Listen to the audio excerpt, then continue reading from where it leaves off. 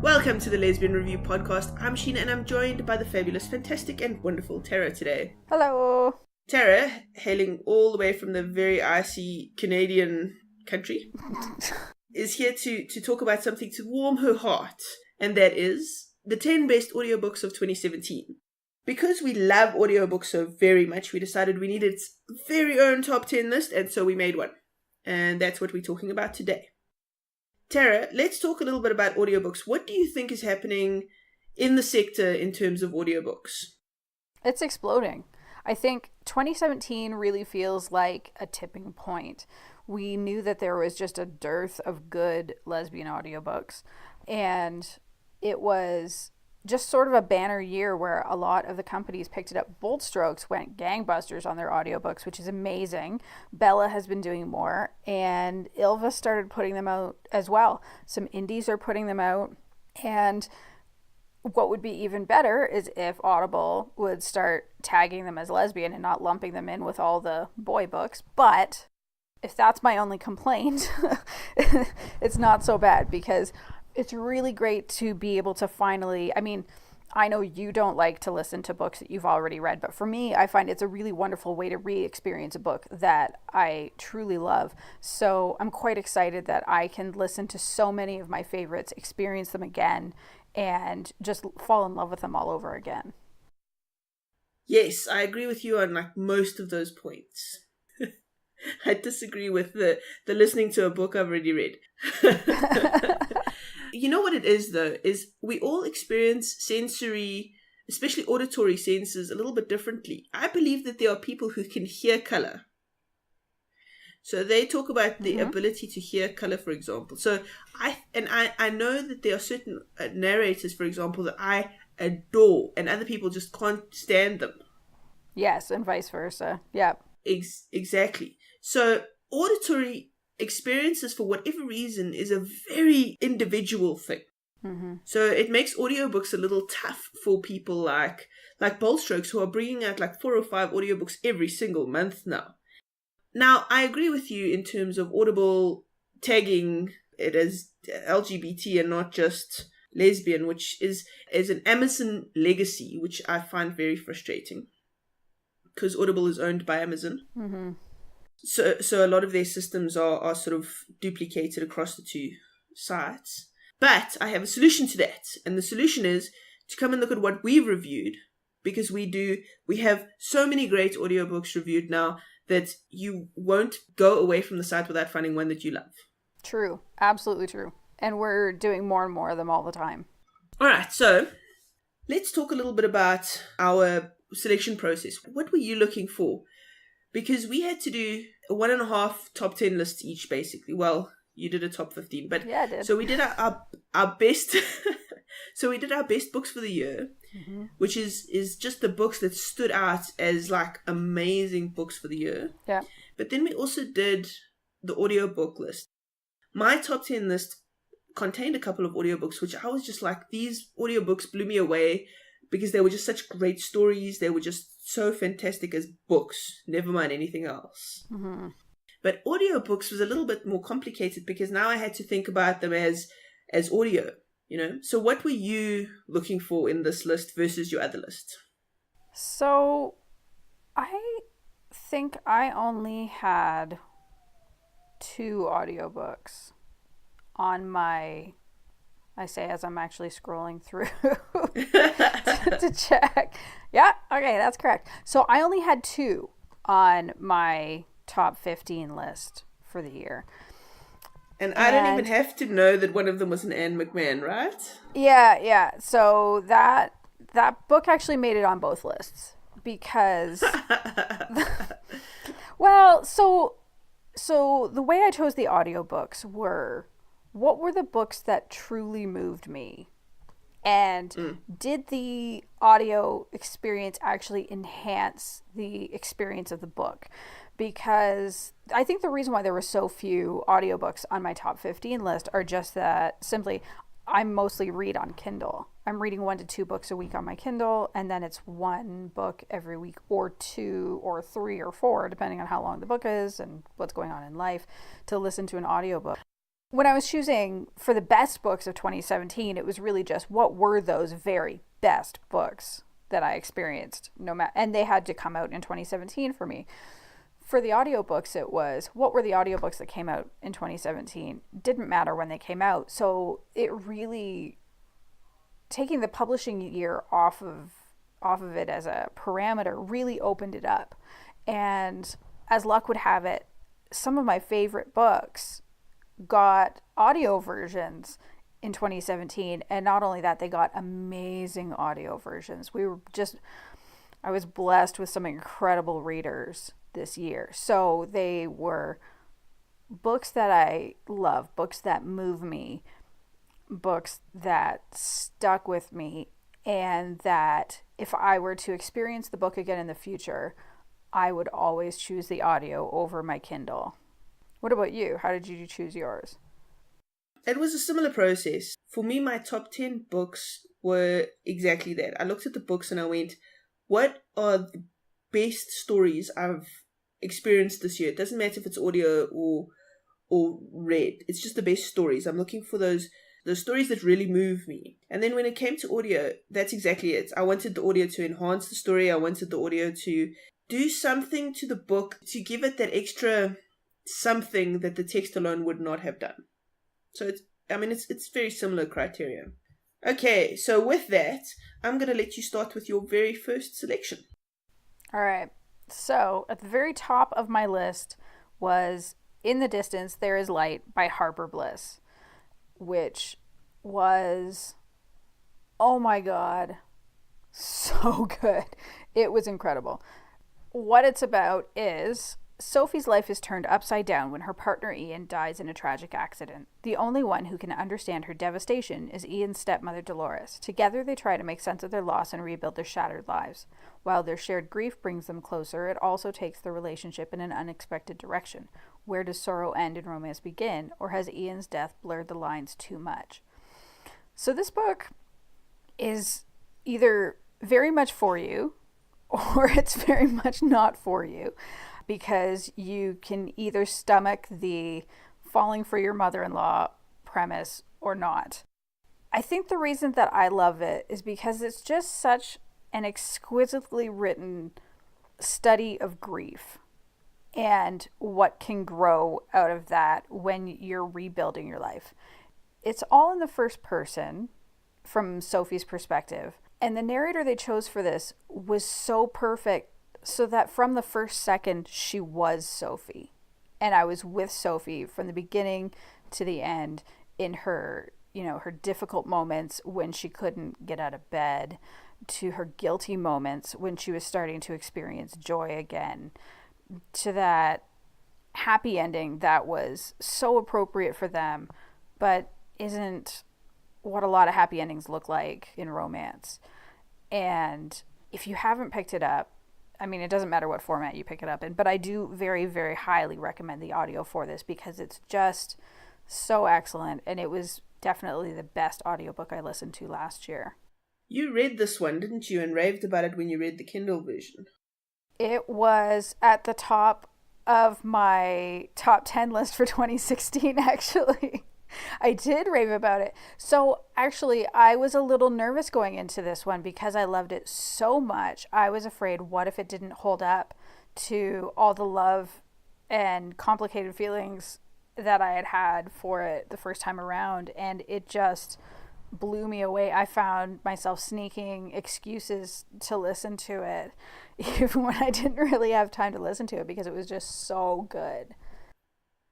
I love that. I love when something grabs you like that. Absolutely. So what about you? What was your book? Okay, so I was a little late to the game on this one. My first pick was Timeless by Rachel Spangler. Now, you discovered it, and everybody else in the whole world discovered it way before I did. I discovered it when it came out on audiobook. And oh my gosh, am I a happy camper that I discovered this book. And this audiobook is just phenomenal. So it's an across-time romance. Which I hear you're a fan of. I am a big fan of those. And so here's the synopsis. What would you change about your past if you had the chance? What if you didn't have a choice? Stevie Geller doesn't do conflict. She likes her job as a successful novelist and playwright because it allows her to peacefully ensconce herself in her New York City loft, avoid human interactions, and leave personal drama for the page and stage. When her agent asks her to return to her hometown of Darlington, Illinois, to accept an award, she agrees only because he promises the process will be quick and easy. One panic attack and concussion later, Stevie is forced to confront her past in ways that seem to defy reality. As if befriending a social outcast and confronting high school bullies weren't enough, she also finds herself falling for a closeted teacher. Along the way, Stevie must decide if some things are worth fighting for. In her rush to escape the past, will she leave behind a better future? Or are some conflicts really timeless? What they don't talk about, because they talk very briefly about, she has to confront her past and stuff. She actually goes back in time to when she's a teenager. And now, what I loved about this book was how it handled that. The teacher, student, 16-year-old grown-up sort of romance that was developing between the two, and how the story concluded from that. I thought it was fantastic. Great narration, excellent audiobook, gorgeous romance, and across time. What more could a girl want? I don't know. I actually only just read that book last year. It was on my radar for a really long time, but I was holding out because it was the only book of Rachel Spangler's that I hadn't read yet, and I didn't like the idea of having no more Rachel Spangler books left to experience for the first time. And then I loved it. It ended up being one of my favorites of hers. So now I need to listen to the audio version. Absolutely. It's so worth it. All right. So what's your next one? So my next book is And Playing the Role of Herself by K.E. Lane, which most of you should probably know what it is because everybody, I think, knows about this book. But for the 3 people who don't, the synopsis is... Actress Cadence Harris is living her dreams after landing a lead role among the star-studded veteran cast of Ninth Precinct, a hot new police drama shot on location in glitzy LA. Her sometimes co-star, Robin Ward, is magnetic, glamorous, and devastatingly beautiful, the quintessential A-list celebrity on the fast track to superstardom. When the two meet on the set of Ninth Precinct, Cade is instantly infatuated but settles for friendship, positive that Robin is both unavailable and uninterested.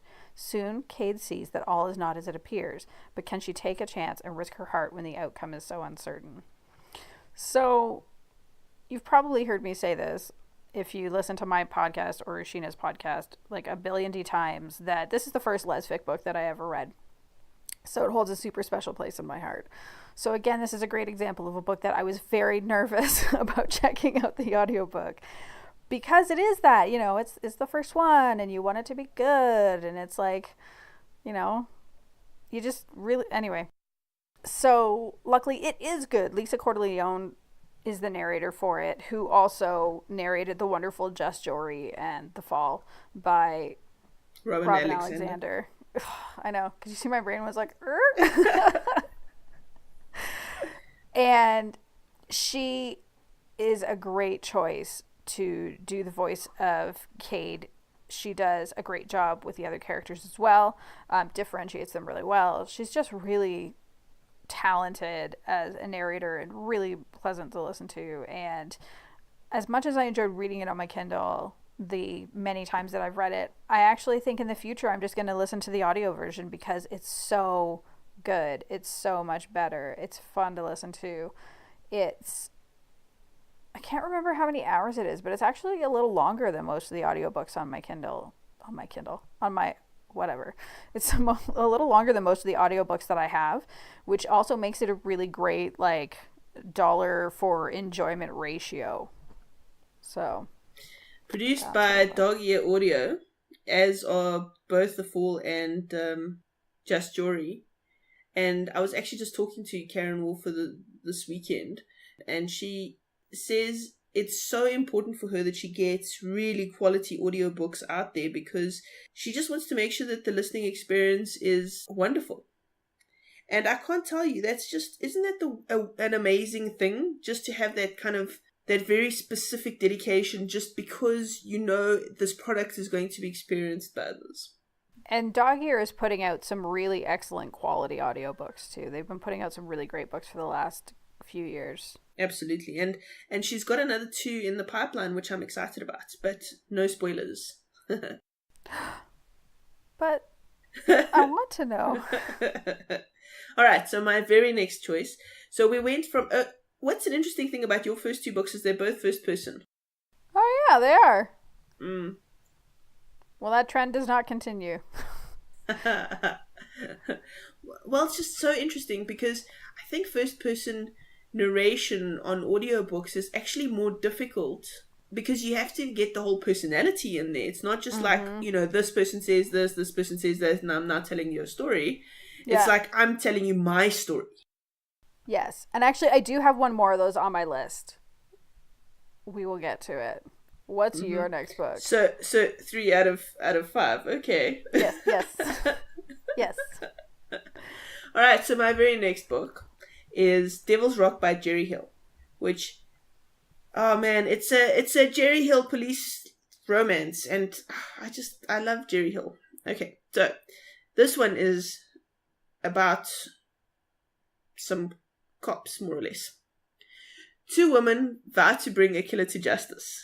Deputy Andrea Sullivan has hoped to leave the horrors of Los Angeles behind her, but the serial murders of college students in peaceful, picturesque Sedona are her nightmare case to solve. The complexities stretch local resources to the limit, and the FBI joins the case with Agent Cameron Ross in the lead. Well, that's not entirely true, actually. The crime scenes are covered with the trademark signs of the fiendish Patrick Doe, whose handiwork has been investigated by Dallas detective Tory Hunter and others. But where Hunter failed, Cameron intends to win. She will break the case, find justice, and go home. No distractions. Unfortunately, Deputy Sullivan is very distracting, and Patrick Doe has other plans. Okay, so what they make this sound like is that these are the 2 main cops. They're actually not the main cops. They're kind of... Oh. Yeah, they're kind of support cops. So what the FBI agent Cameron Ross does is she works this like super amazing computer that can predict more or less where bodies are going to be dumped based on where bodies were dumped previously, right? So she scooches off to the desert because they reckon that more bodies are going to be dumped in the area. So she can pretty much locate almost to an exact GPS location where the most likely body dump sites are going to be in the area. So it's super cool. And then the deputy, Andrea Sullivan, is a local cop who's kind of helping out with this. But there are other FBI agents, we just don't see a lot of them in the story, who are actually chasing down the traditional leads. So it's even cooler because it's like this really awesome angle that you don't see in lesfic or in any kind of like cop type stories. So it was awesome. Plus there's this really cute cat. There are not enough cute cats in lesfic. There's a ton of cute dogs, but not cats. See? Totally. It sounds like this is a pretty great example of why we write our own synopses for all of our reviews on the Lesbian Review. It is. And my next one is also an example of why we do this. Because I don't know, like I think authors sometimes write it, but I think they write it before they finish the book necessarily. So it's like, here's what the book is going to be about, but then the book sort of evolves. Yeah. Or something like that. But or some marketing person decided that this will sell the story better or something. I don't know. But I liked the fact that it wasn't the main cops. I really liked that because it was such a cool angle. And how was the narration on this one? Oh, fantastic. All of mine, great narrators. Very excited about them. This was Abby Craden. So, who I love. I love her. Somebody told me recently, I'm sorry, this is a little diversion, but I think you might find it interesting. Somebody told me recently that Abby Craden is also Alexandria Wilde. No. Yeah. Is this confirmed though? Because it doesn't sound the same. I tried to find it out and figure it out. Well, I mean, it sounds like Abby Craden after she's had like 5 whiskeys and gargled a little bit of glass, but I can't find. I found Abby Craden's website and I was able to find stuff about her, but I couldn't find anything on Alexandria Wilde, so I don't know. Dude, I don't know for sure, but because they just sound too different.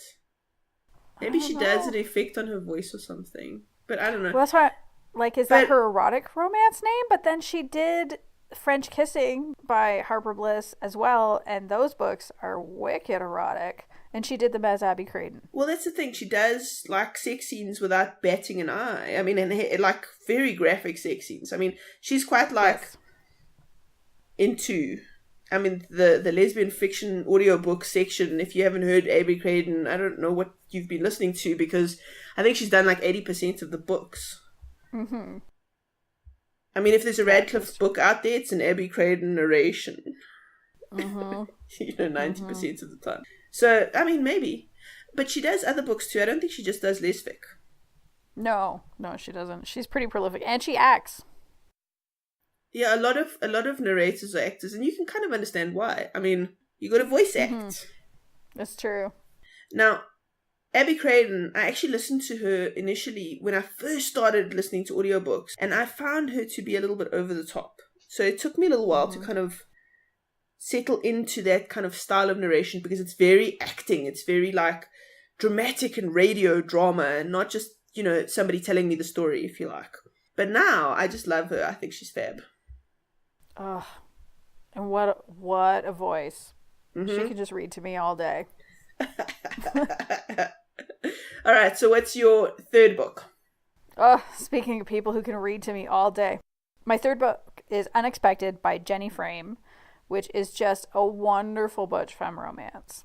And what it's about is self-made business owner Dale McGuire has always enjoyed two things in life: women and fast cars. Now in her mid-30s, she's restless and can't work out why. Then one day, a 10-year-old boy turns up claiming to be her son, and her simple ordered world turns upside down. Rebecca Harper bears the emotional scars of her father's crimes, and now she has two rules: never let anyone get too close, and never admit weakness. Thanks to an anonymous egg donor, infertility didn't stop her from having her son Jake. Now pregnant for a second time, she's horrified when Jake brings home the woman he believes is his other mother. When distrust turns to understanding and passion, can Dale and Rebecca, two women bound by fate, make a family neither expected? I just adored everything about this. I loved Dale, who's this like hunky, wonderful butch. I loved Rebecca, who's kind of this ice queen that we get to watch thaw.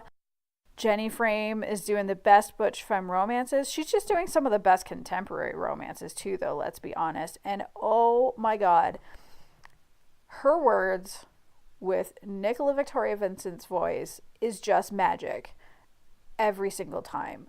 And every time one of them hits my phone on my Audible app, I just want to like immediately gobble it up and, pack my kids away for the day and take the day off work or something, because it's just so wonderful. This book was no exception.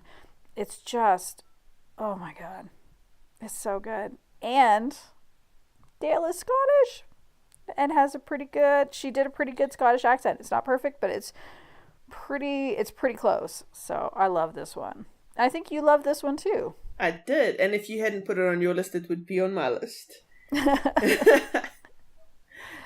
So, oh no, it's gorgeous. So I'm gonna get a t-shirt saying "I heart Ginny Frame," because like I totes do. Ginny is like, I mean, you're right. She's bringing out these amazing novels. She's just carving this little niche all by herself for these butch femme romances that just have all little lesbian hearts aflutter, and I suppose little bisexual hearts too. But this one. Well, I think one of the things that I absolutely love that she's doing is creating her own sensibility. I'm not even sure if that's quite the right way to put it, but there is a sort of sensibility about her books, and I can only speak to her contemporary romances because I have not read the paranormal one. But for like the Royals books and Courting the Countess, and I'm hoping Charming the Vicar, I'm betting, actually not even hoping, I'm betting it's going to be like that as well. And even this one to a certain extent, they have the feel of some of the romances that I read growing up. It almost pulls in the feel of Regency romances, even though they're set now or even slightly in the future, because her Royals books are all set slightly in the future. And I absolutely love that she does that, because it just gives me the same feeling that I had when I was like 12 and stealing my mom's books. But I get to read them where it's delicious butch femme couples, and it's not like some strapping dude with rippling biceps that I don't give a shit about. Like, it's just so much better and more satisfying, and each one is as good or better than the last. So yeah, I suspect Ginny Frame is fast becoming another Melissa Braden, Georgia Beers, Radcliffe, Karen Cormaker, another household name, if you like, in the lesbian fiction sector. Her paranormals are actually quite close in feel with the butch femmes vibe, but it does have a real nice paranormal edge to it, which I liked. Oh, cool. And she manages to create these entire little worlds, which I just adore, without all the lumpy world building, you know? Yes. I think, oh God, we're getting dangerously close into turning this into a Ginny Frame podcast. But I think I love that even if you look at her royal books, which are set a little bit into the future, it doesn't have that like weird sci-fi feel, and it doesn't feel forced. It naturally feels like, yes, that is kind of the next step of where we are going as a society. Of course, she wrote those before we had the Cheeto problem in the world, so who knows if that is still the natural next step. But it is how they felt when they came out. I think the Cheeto problem is a temporary one. I think we'll get back on track. I think we just need to take a breath as people and just, forge ahead. Mm-hmm. But just last thing on Ginny Frame, what I also love about her, just quickly, is that she isn't afraid to do things that will shock readers into kind of like, because she makes butch women very butch, not just like the pretend butch, right? Mm-hmm. And I love that. I love that so much. The butch rep is fantastic. Go Ginny Frame. And actually, in this case, it was really interesting what she did with that, having and I don't think this is a spoiler because it was right there in the synopsis, but like having the butch woman be the egg donor to these kids. Yes. Like, how cool was that? So and cool. It was one of those, when I saw the synopsis come out, like even before the book was out, I was like, what is this premise? What is this going to be? And it turns out this premise is a lot of fun and really, like, it's a really interesting and fun what if thought exercise even, and just works beautifully as a romance. Absolutely. Now, Frame's a master, and I look forward to many, many happy years of listening to her audiobooks. Yes. So what's your next one? All right, so my third pick is Force of Nature by Kim Baldwin. So this came out last year as a audiobook for the first time. I think it's a slightly older book. It is, yeah. But it's so cute. Yes. It is. It's almost as cute as you saying, so cute. It's such a good thing this is not video. Okay. So, disaster brought them together, and despite desire, may ultimately keep them apart. Well, that's not entirely true. Okay. Wind, fire, ice, love. That's not entirely true either. Okay. Nothing for volunteer firefighters Gable McCoy, which just, by the way, I love the name Gable, and Erin Richards, seems to go smoothly. From the tornado that nearly claims their lives to the raging forest fire that threatens to consume them, the forces of nature conspire against them. Even as they struggle with personal uncertainties along with their growing attraction, a deadly challenge awaits that might be the final foe. Okay, I don't know who wrote this, but I don't think they actually read the book. Or if Baldwin wrote this, she wrote it before she wrote the book, because I think this is what she maybe intended to write, but this is not what she actually wrote. Okay. No, it's not. So I'm just going to give you a quick rundown. Basically what happens is there's a tornado, and Gable McCoy is a relief firefighter who comes to the rescue of Erin Richards, whose house has been blown to smithereens. Now, Erin is trapped in a bathroom, and they can't move the rubble or anything without stuff collapsing. So Gable sits with her for the whole night because the tornado has destroyed a whole lot of stuff, so they can't come and rescue her. She's not an emergency. So they spend the whole night talking, and they really bond. But Gable has to go just before they come to rescue Erin. So she never gets to see Erin. So they build this incredible attraction. They realize how much they have in common. They just there's this spark between them. Okay, but they don't get to see one another. Then there's this gorgeous to and froing where the one tries to find the other one, but she doesn't know how, and then this one's not there, and so there's this gorgeous kind of anticipation. And then when they finally meet, then there's problems because Erin has all this baggage and she can't sort of commit to this relationship, and so she has to kind of deal with that. And it's just this angsty, gorgeous, sexy romance that I was just oh, what's next? I have to listen to it, right? So that's what it's about. So it's really not, there is a fire and there's a tornado. I don't know what icing is though. Honestly, I don't even remember that. But so this synopsis is terrible. Okay. So but the book is great, so you should go listen to it. And come on. As much as I joke about cops and docs being lesfic catnip, so are firefighters. Totally. Come on. Absolutely. Especially butch firefighters Gable, because at one point she literally is hiding in a pipe while a tornado's blowing just outside the pipe thing, and I was like, oh my god, you butch, you go girl.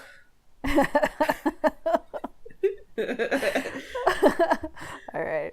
I can't help but notice. I'm looking at the list as we're recording this, and it just has one of those classic Bold Strokes covers. Please give this book a new cover. The Force of Nature.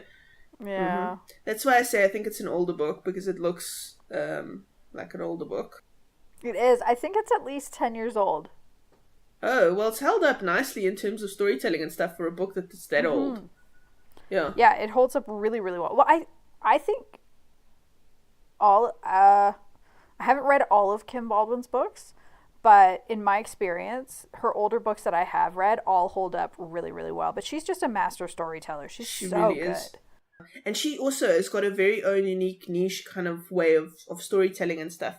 And I just, the more I hear her audiobooks, the more I heart Kim Baldwin. I'm going to get a t-shirt for that one too. My t-shirt collection is going to grow quite fast if I keep getting, I know. T-shirts. I know. I love her Alaska books. Those are just such wonderful romances. But I also love the Elite Operatives series, and somebody needs to turn that into a TV series for me, please and thank you. Oh, dude, right? Right? But right? But I want them to set it. I want the main setting to be the school. Well, yeah, that's kind of the through line, but I actually think you could take each book and make it one season of the show. Dude, that's such a cool idea. I know. It's the best idea I've had all week. You're welcome, universe. Do something with it. I think it's the best idea you've ever had in your life, Tara. It's a great idea. I don't know, man. Was it as good as my idea to tweet at you to review a book? You bring up a valid point. It's my second best idea in the whole of my life. Okay, so what's your next one? My next book, Goldenrod by Anne McMahon. I know. Of course I put an Anne McMahon book on this list. So this is the one book, Goldenrod by Anne McMahon is the one book that crosses over with my top what would be great is if I could say words top properly 15 out loud with my mouth. 15. I think we should start a new trend. So 15 books. I know. Anyway, so Goldenrod by Anne McMahon was the one book that crosses over between my choices for the best audiobooks of 2017, but also my top 15 list of just the best books outright. What it's about. So I actually am going to read my synopsis from my review, because the official synopsis for the book tells you literally nothing and no. So this is what I wrote in my review. Everyone in Jericho seems to be seeking equilibrium these days. Maddie and Sid are still together, trying to figure out what their home is now that their foster son Henry is living with his father again. James and Henry are establishing their own life in Jericho, and while Henry is making friends with Dorothy and Buddy, James is feeling unsettled now that he's out of the military. Maddie's mother Celine is living full-time in Jericho too, remodeling an old house and denying that her life is undergoing a little remodeling of its own, thanks to her relationship with a younger man. Roma Jean Fremantle is over her attraction to Maddie and is experiencing the exciting rush of attraction with another woman, who happens to find her clumsiness adorable. Everything would be great if it weren't for the bigoted mayor who starts ramming through a bunch of ordinances clearly aimed at one thing: hurting immigrants and gay and lesbian business owners in Jericho. So, I mean, it's not surprising that I love this book because Anne McMahon wrote it. Like, that is just how that woman has not put a restraining order on me for the very vocal public love that I have for her books. I think I mentioned her on almost every single podcast of mine last year. It was embarrassing. She's very gracious. But she wrote a wonderful book, and even better, she brought Christine Williams back to narrate it. Now, Christine Williams has narrated the other Jericho books as well, and also backcast. I think those are the only ones of hers that are available in audio. And Christine Williams is a perfect choice for these books because she can do the warmth and the humor, but also the very serious book. The Jericho series is an interesting one because the first book, Jericho, is a romance, just flat out. It's Anne McMahon's first book. It's a contemporary romance. The second book is following the same characters. It's in the same setting. Everything is the same, except it is not a romance. And I thought that was an interesting kind of bold choice to make because you don't usually genre skip within the same series. But it was the right thing to do for this. And Goldenrod is interesting because it is not a romance, but there are a couple of kind of romance side stories happening. It has all the same humor that you'd find in the other two books, but it's also a very serious book in a lot of ways because it deals with, I'm trying to think of the best way to put it. It deals with a lot of really serious issues. So there is the mayor, who is a gigantic bigot in a bunch of ways, who is a pretty good embodiment of all the things that are going wrong right now in politics with wanting to go after queer people and immigrants and the like. But there's also a pretty serious sub-story with one of the characters that has to do with family violence. And how a book that deals with these themes also manages to be so funny that I was laughing until I was almost crying at parts, I don't know, but Anne McMahon managed to do it. And Christine Williams, just, her voice is gorgeous. Like, speaking of people who can just read to me all day long, she's so wonderful. Oh, I was wrong. She also did Who's Your Daddy? And I just kind of now want to start at the beginning of the series again and listen all the way through. So this is quite an ensemble cast from what it sounds like. Yes. And you could read it as a standalone. It is definitely possible. So if you don't have the time, inclination, or money to check out the other first two books before this one, you could absolutely do it. I just think the characters are all so wonderful. Like, some of them are quite hilarious. Some of them are really, really sweet. Some of them, like, for the most part, they're wonderful, with the exception of a couple of them who are obviously not supposed to be wonderful. And a lot of them you meet in the first two books. So it's kind of fun to see that they continue to have hijinks and shenanigans.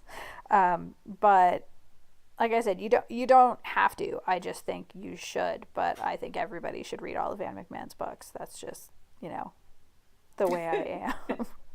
It's required reading in Tara's world.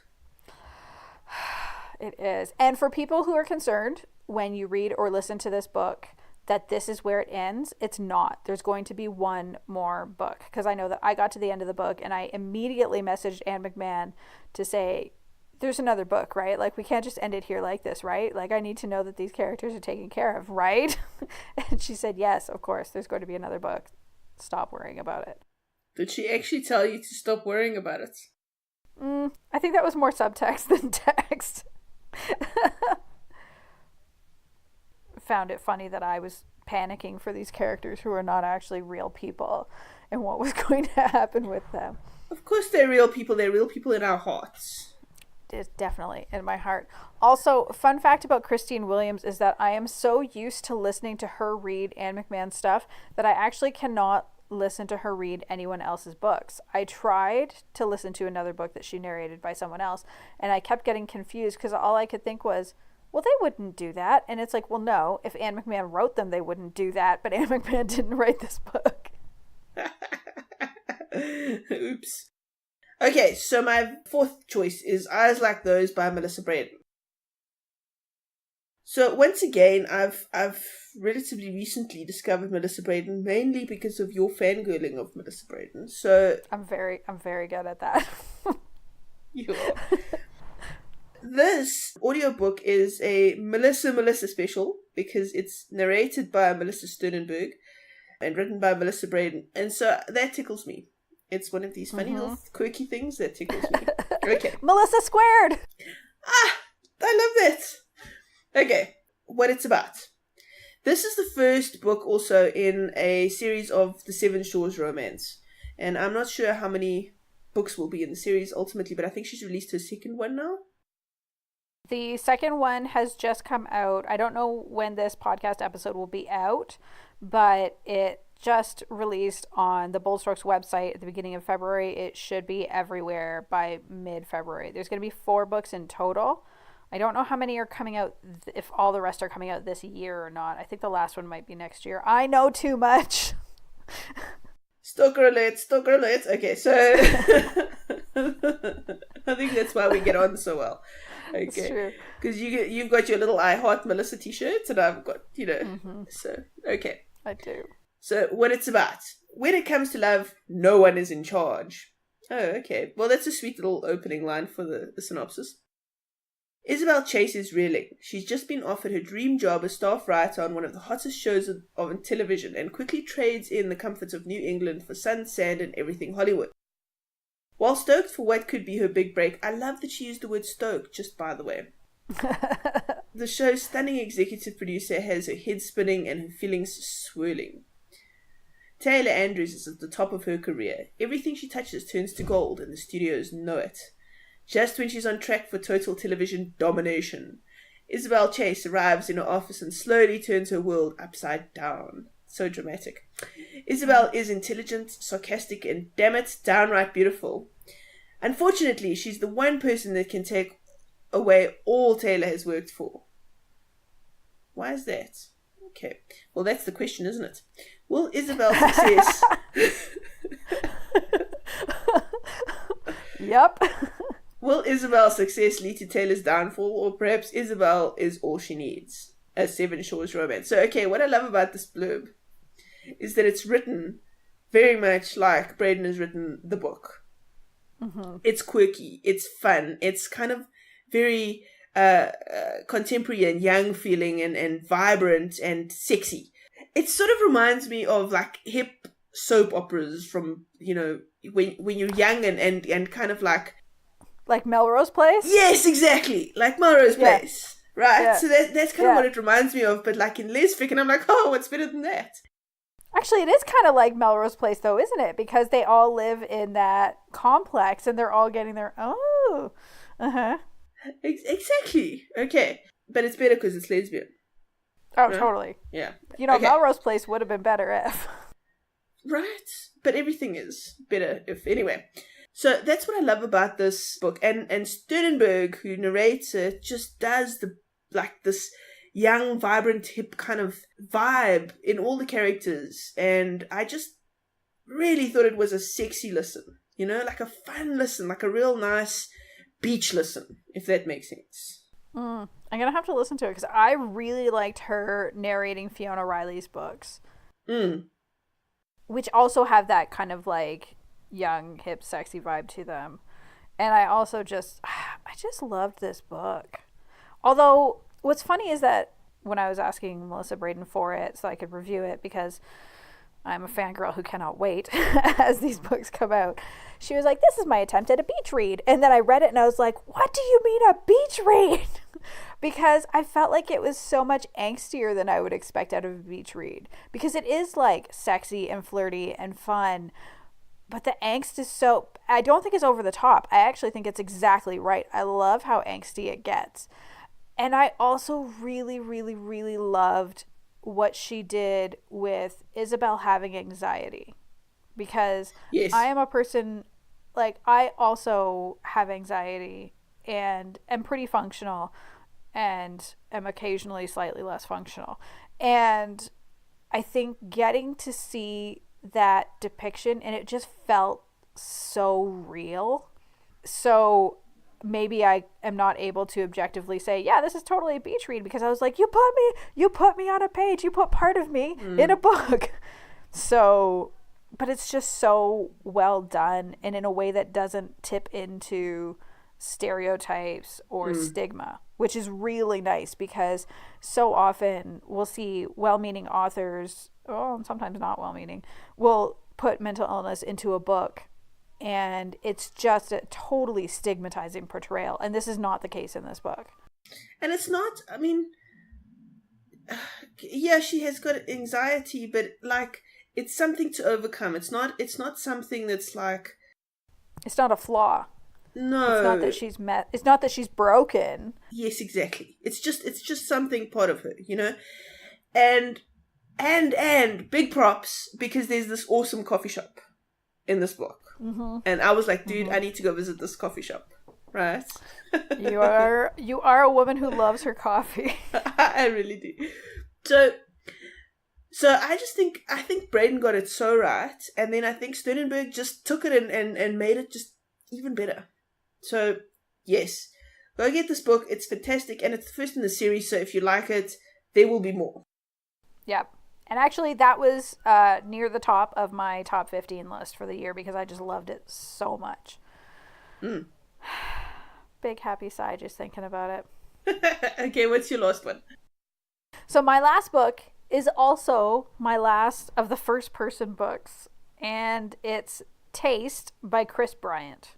And this is a student-teacher romance that takes place at a culinary school. And what it's about is, determined to fulfill her dream of becoming a chef and winning a coveted scholarship to study cooking in Italy, Kai Blake rushes in late to the first class of her final semester at Kirkwood Culinary Academy and is stopped in her tracks by Taryn Ellis, the school's newest instructor.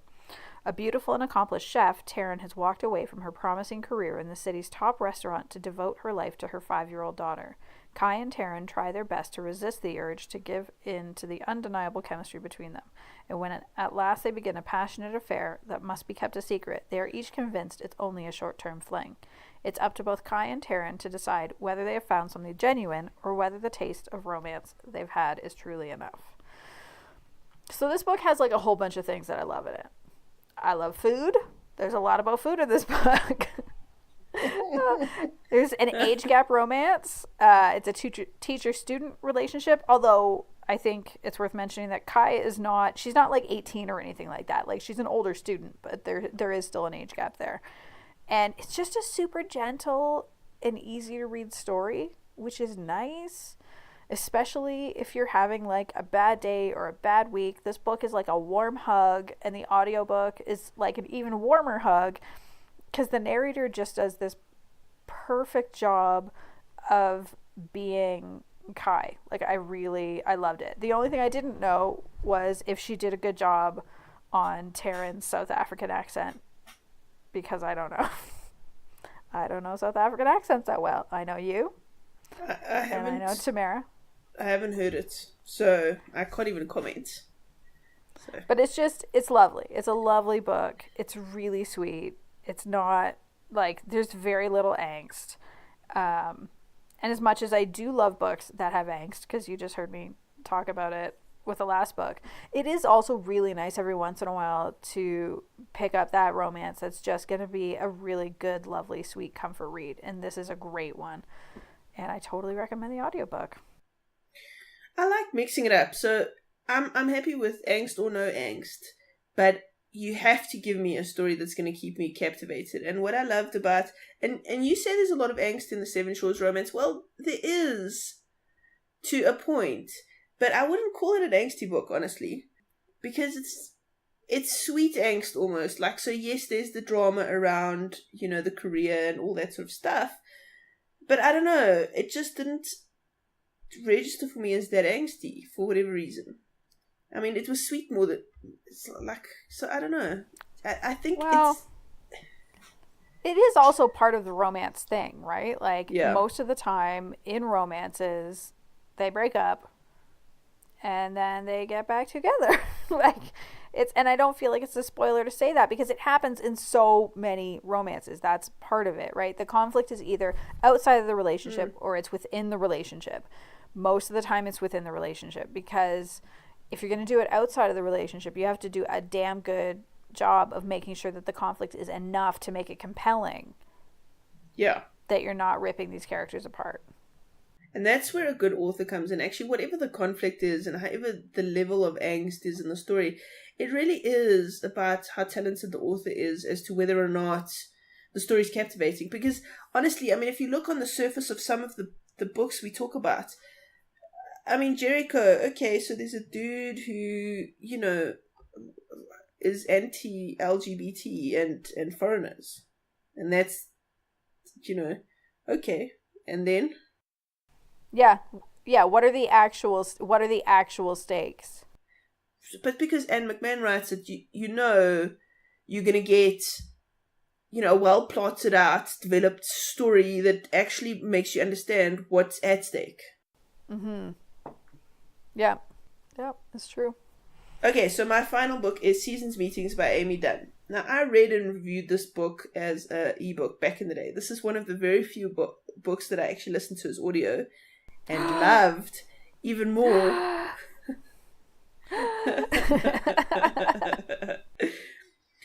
And the audio enhanced this book for me, because it was a very sweet book, but the audio, Nicola Victoria Vincent, took this book and made it spectacular. So it went from a very sweet Christmas romance to quite a spectacular audiobook. And it's just stunning. She really enhanced the whole thing for me. So I absolutely had to put it on, because I was just like, I was blown away. This is the only audiobook I've ever managed to listen to after I've read the book, and I loved it more than I loved the book. All right. I'm impressed. Go on. Oh yes, I need to tell you the story here. Could the festive road trip from hell actually lead to love? Catherine Birch is a lonely workaholic who hates Christmas. Oh, so I love that sort of trope as well. Oh, yeah. This year, she's being forced to celebrate with her best friend's family in the Highlands of Scotland. Having missed her flight, Catherine reluctantly ventures on a road trip with the beautiful stranger, Holly Daniels.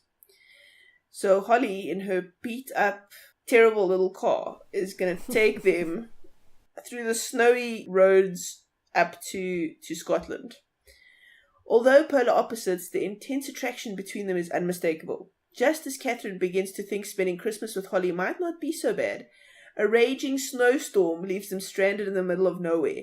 Huddled together with little chance of rescue, they forge a pact. If they escape, they'll make this a Christmas to remember. But will it be remembered for the right reasons?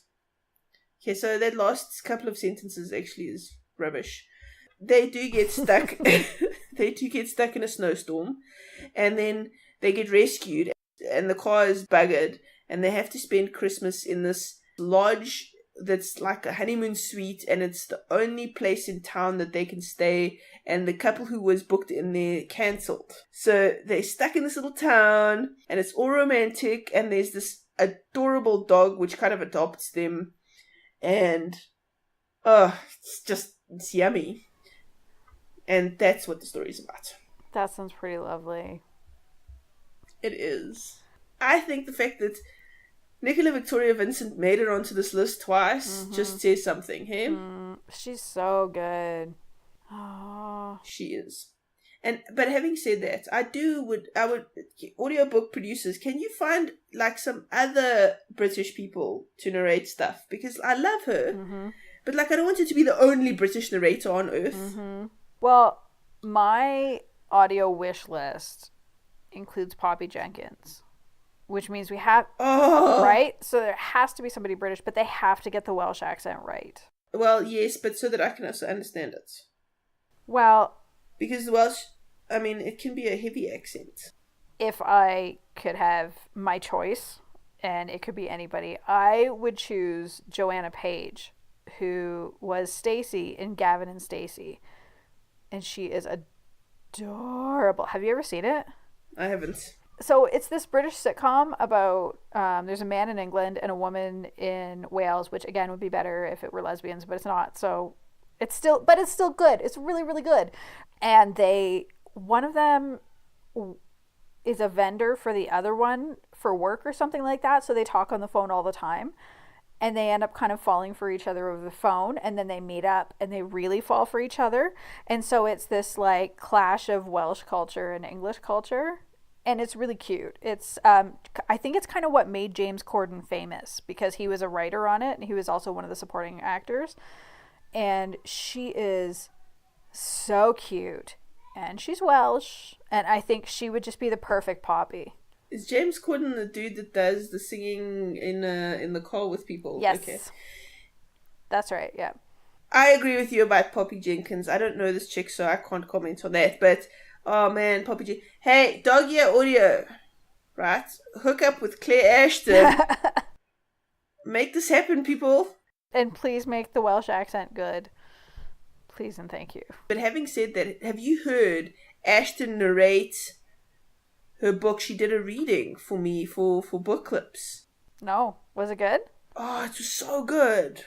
Alright, I'm gonna have to go find it. So you have to go listen to that. So I'll add the link in the show notes for listeners who are interested. Go listen to that because it was really good. It's one of my favorite book clips. Alright, Tara, thank you so much for joining me today. Thank you for having me.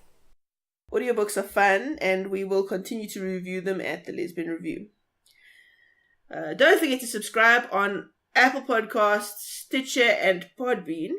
And like this podcast if you on whatever you can like it on. And don't forget to share it, because sharing the love makes us feel so happy. And email me on podcast@thelesbiantalkshow.com. Come join us on the Facebook group, the Lesbian Talk Show Podcast. No, the Lesbian... what did I say? The Lesbian Talk Show chat group? Thank you. Yes, it's that. So come join us on that. And you can email Tara on tara@thelesbianreview.com, and do send her an email, because she likes it when you send her emails, and she feels very sad when you don't. Yeah, that's true. And if you feel so inclined to support the show, you check the show notes. There's a link to a Patreon. Even just a little bit would go a long way to help for hosting for this podcast and all the other great podcasts on the Lesbian Talk Show. You're well said. I think you should just do that for all the podcasts, Tara. Yeah. Well, cut it and send it around. Alright, that's all for now. Thanks, folks. Bye. Bye. And it also... There's a crying child. There's always a crying child. Well, that's because you have two of them. Oh my god, I know, right? What were you thinking? Luckily, they're cute. Anyway.